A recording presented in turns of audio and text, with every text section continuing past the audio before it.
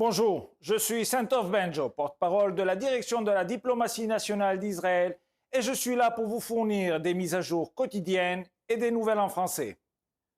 Aujourd'hui, l'armée de l'air israélienne a frappé plusieurs sites de lancement de roquettes à l'intérieur de la bande de Gaza qui tiraient des roquettes sur Israël.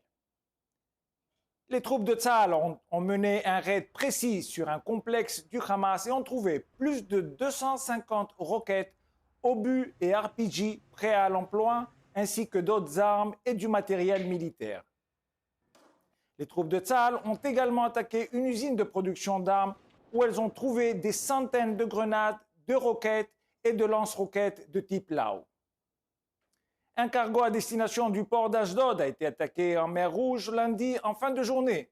Au large des côtes du Yémen, l'attaque perpétrée environ à 15 000 nautiques de la ville portuaire de Mocha, au Yémen, contrôlée par les Houthis et soupçonnée d'être l'œuvre des rebelles Houthis.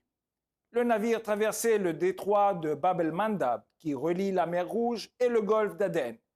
Israël n'acceptera pas ce siège et ripostera en temps voulu. Les autorités et les médias israéliens continuent de recueillir les témoignages des victimes du massacre du 7 octobre. La diversité des victimes est remarquable et démontre que la brutalité du Hamas était aveugle. Hamid, bédouin du sud d'Israël et père de 9 enfants, est l'un de ses survivants.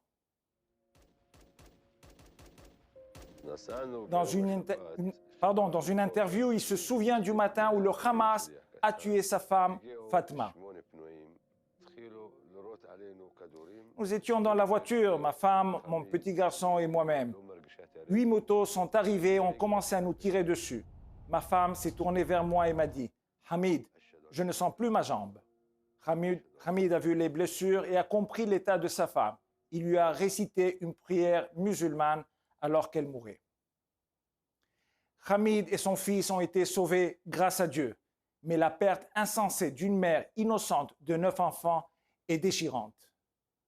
Viviane Silver était une activiste pacifiste israélienne.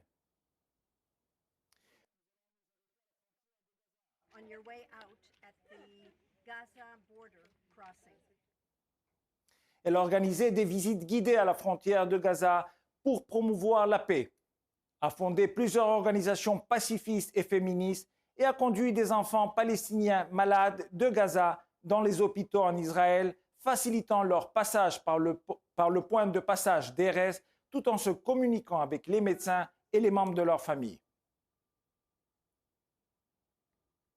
Le 7 octobre, sa maison à Be'eri a été envahie et détruite par les terroristes du Hamas. Elle aurait été enlevée par le Hamas. Mais finalement, plus de 5 semaines plus tard, son corps gravement mutilé a été identifié dans le kibbutz qu'elle-même avait aidé à construire. Sa mort injustifiée est une tragédie pour les Juifs et les musulmans.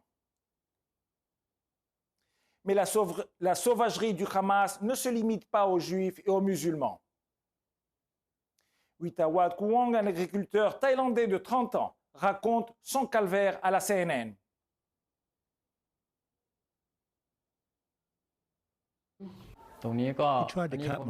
Il essayait de me trancher la gorge quand je me suis évanoui, mais comme le couteau était cassé, il n'a pas pu finir le travail. Le matin de l'attaque, Witawat s'était caché pendant des heures. Il a finalement été découvert par un Palestinien de Gaza armé d'un couteau de cuisine. Après s'être débattu, Kuwang a été laissé pour mort. Heureusement, il a été secouru par des camarades thaïlandais qui l'ont trouvé inconscient dans le camp. 8 Thaïlandais sont toujours retenus en otage à Gaza, ainsi que des civils de 20 autres pays et bien sûr d'Israël. L'État juif est clairement la cible principale du Hamas et de l'Iran. Mais ces victimes musulmanes et occidentales sont la preuve que leur mission pervertie a des objectifs beaucoup plus larges et globaux. Comme toujours, nous sommes à votre disposition pour toute question, 24 heures sur 24, aux coordonnées qui figurent à l'écran. Merci de votre attention.